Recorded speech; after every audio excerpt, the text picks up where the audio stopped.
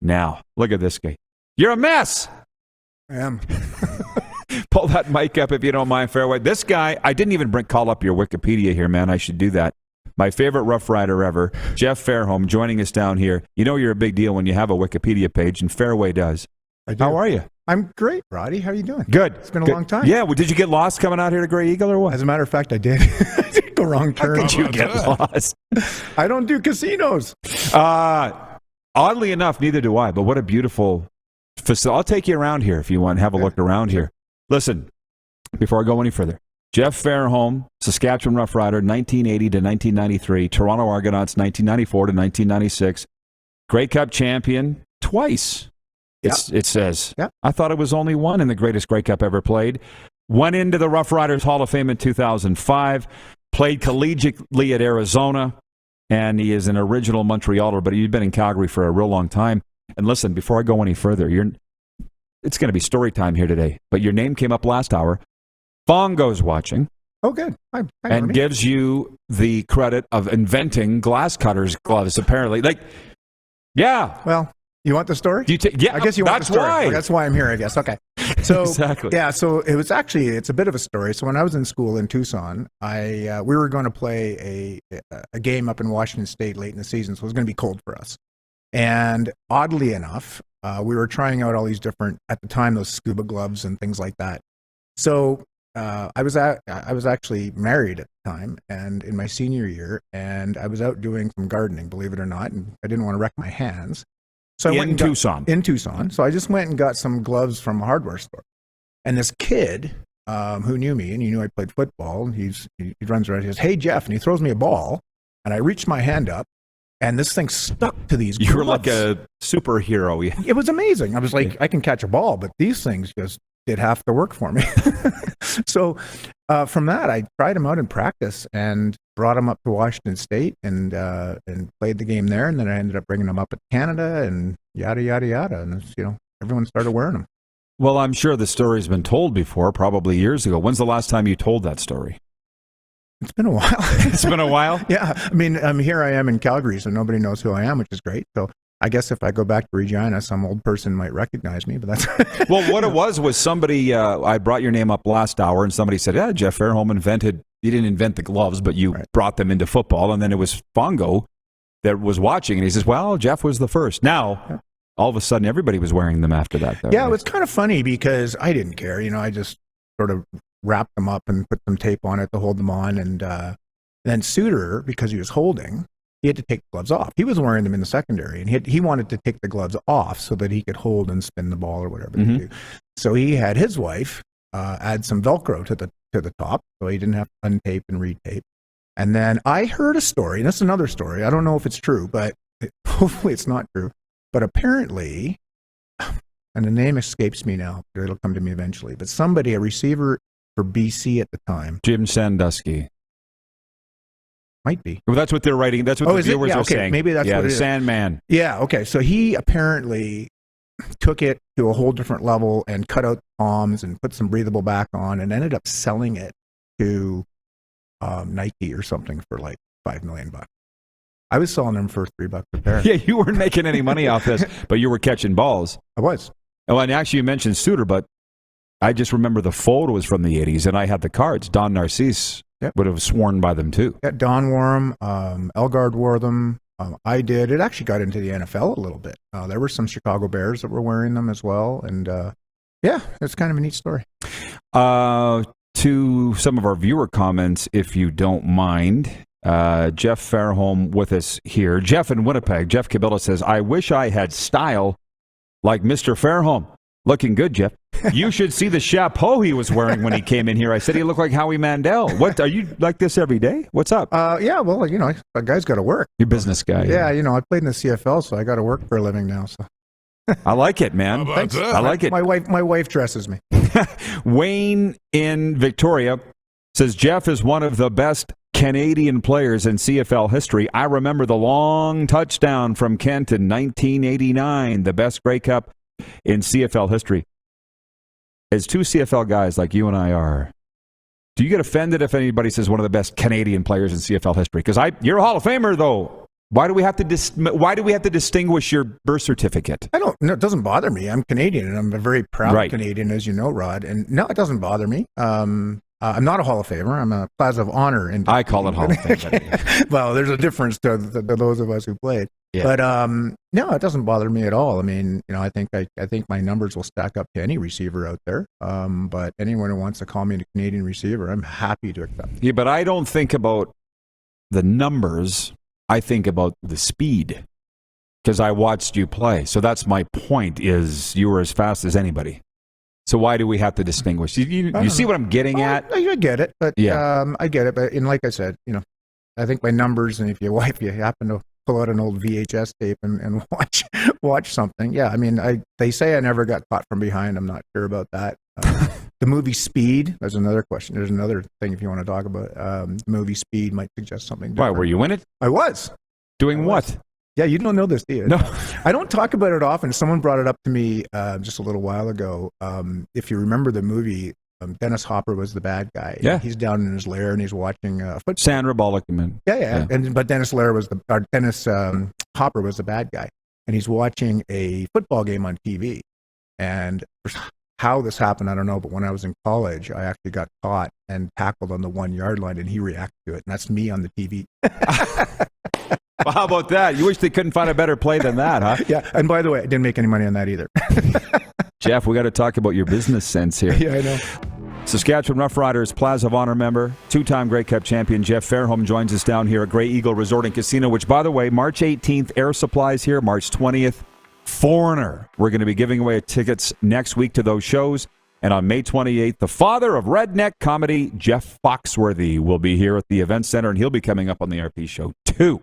Well, Jeff Fairholm was just saying in the break what great guests we've had. He joins that list. Fairway, glad to have you down here. Glad you lowered the bar. Yeah, right. Pull that mic right up to you if you don't mind. Sure. Yeah, you're good. Okay. So let's start with the most recent chronological order, move backwards here. The USFL's kicking off in April. There's a bit of a fight over players. I don't know if you've been following this or not. A little bit. Is that a shock that there would be a fight over players with the Spring League and the CFL? Not at all. There's only so many players. Everyone thinks that there's a ton of really good football players out there, but I disagree. I think there's a finite number of decent football players that you can build a team around. And, people are going to fight. They're going to fight for things. And the USFL, they're a brand new league. They don't have any agreements, I don't think, with the CFL. No. And it's, I can see it happening. And it's, players, most of the players are going to go where the money is. And that's unfortunate, but it's true. Why do you think these leagues have never been successful? Because they're in the States, and they're always going to be deemed as competing with the NFL. And the NFL is this huge machine that you just can't compete with. And and then you got college as well. They're going into Birmingham, and I don't remember all the cities, but there are big colleges there as well that they're competing with, and there's spring football, and there's college basketball, et cetera, et cetera. So, although it looks good on paper, I would be cautious about doing it. And what league has actually made it? Wait a minute, clarify. If you were a player, you would be cautious to signing in that league, or if a fan to support it, or what? All of the above. If I was an owner of a team, if I was a player, you don't know what's going to happen. It could get shut down, in a month or two, and then then you're going to look back at if a CFL player does bail on the CFL and goes down there, and they don't turn up, in a month or so, they're going to be begging for their job back in the CFL, and it's going to be kind of difficult. No kidding.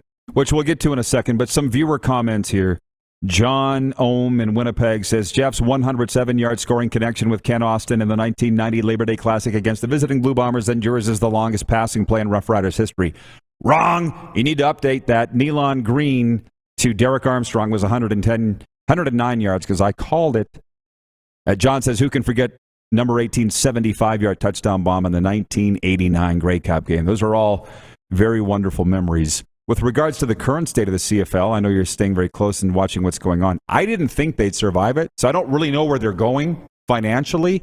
How did you feel about the quality of play last year? I was really disappointed. You know me, I'm quite opinionated, and but especially the offenses. I'm not sure why it happened, but the offenses just seem to be dead. I mean, I watch a lot of Rider games. I'm still a Rider fan. I'm a Rider at heart.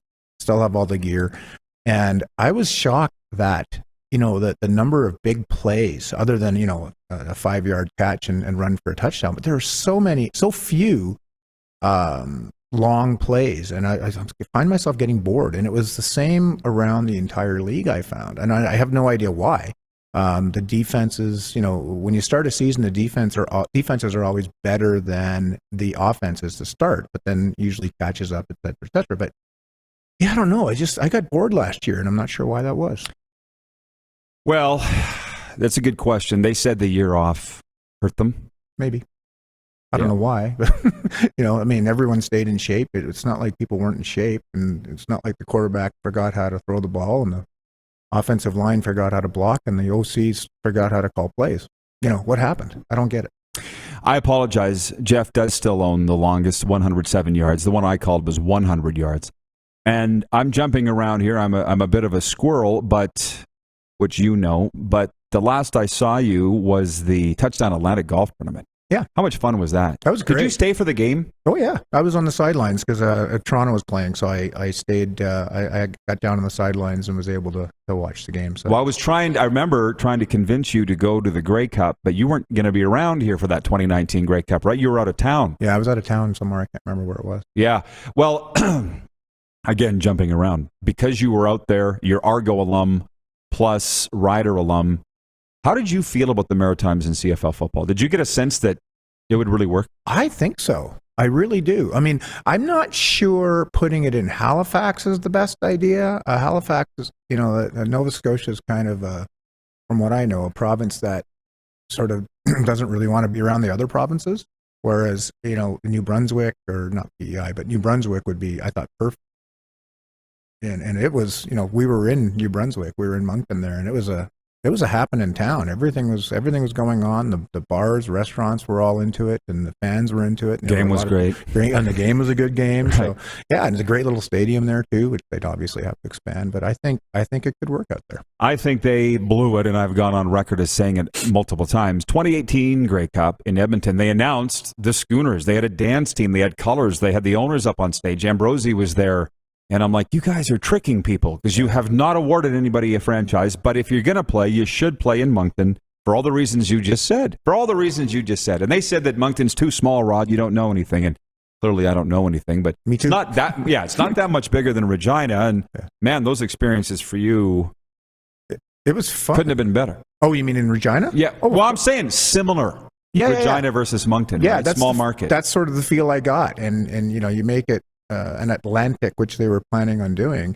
I think they were trying to test the waters almost by announcing it, and to see, hey, let's test the waters. If we announce it, see what kind of coverage we get, et cetera, et cetera. And they, I think they made a mistake as well, unfortunately, because here we are, 3-4 years later, and there's nothing going on. So right, but it was everything about it was positive. I know, it was great. So what are we waiting for? Exactly. Right. Exactly. Darren Workman is watching in Salt Lake City, Utah. He says, "Does Jeff think that the one-year contracts and lack of continuity for offenses may affect the quality of CFL play?"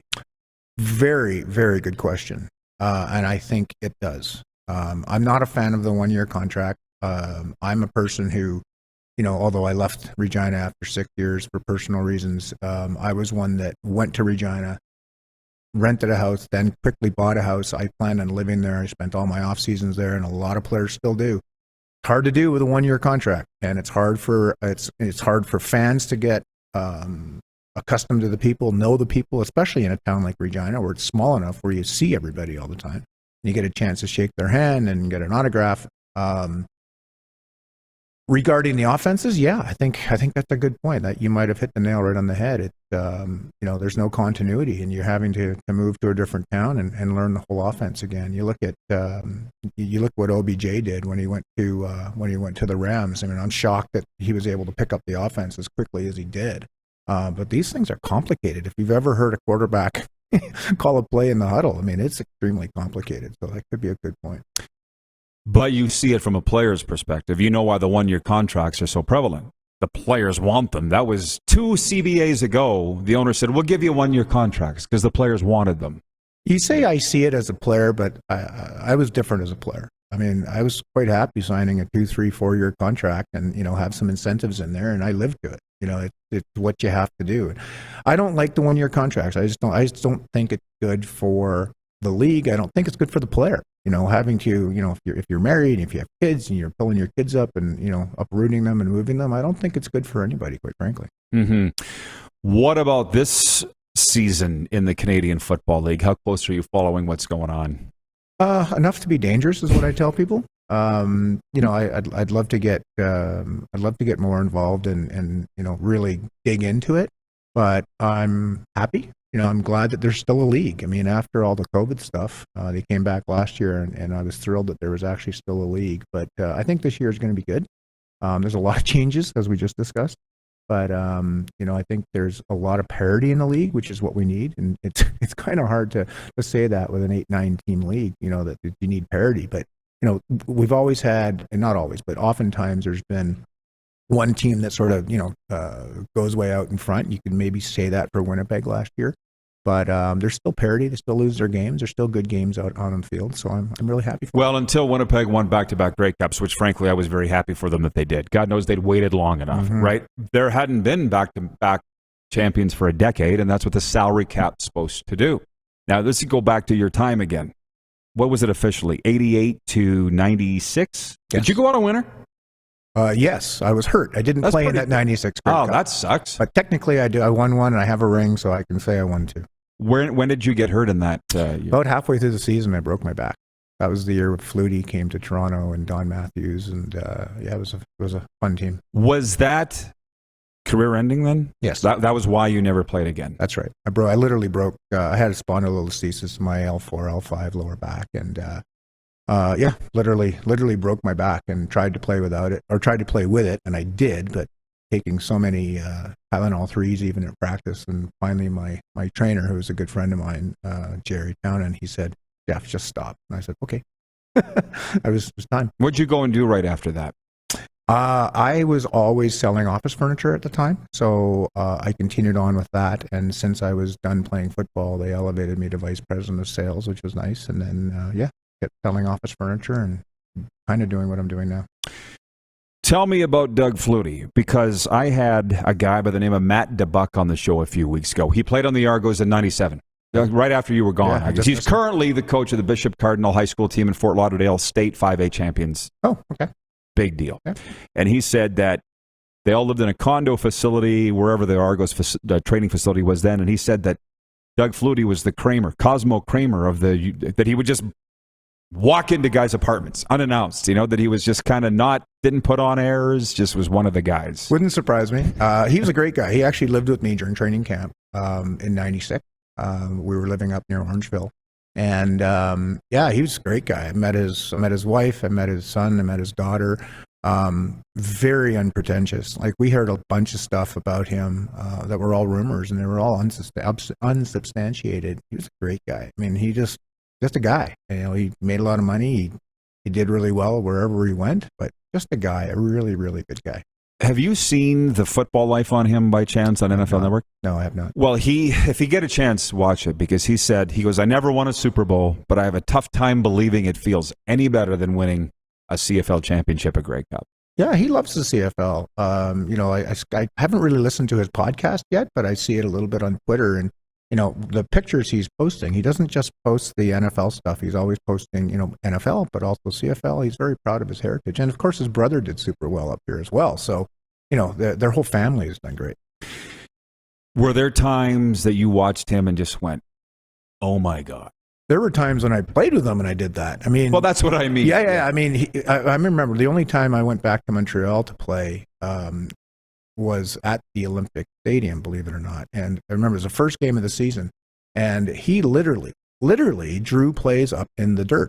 No dirt, it was AstroTurf, but he literally is drawing plays up as we're in the huddle, and he was just amazing. He could just ad-lib like nobody else I've ever seen. Well, they say, when we talk about who's the greatest CFL player ever, I say Flutie only because I had the ability to see him live. I never saw Warren Moon live, so maybe he was better. I don't know. They're both great, right? Yeah, that's a great discussion to have, and you can have the same discussion in any sport, in any league. And I think, I haven't thought about it, but I would have to, off the top of my head, I'd have to go with Doug. Yeah, absolutely. Yeah. John in Winnipeg says, Jeff, one of the greatest to put on the uniform for the green and white.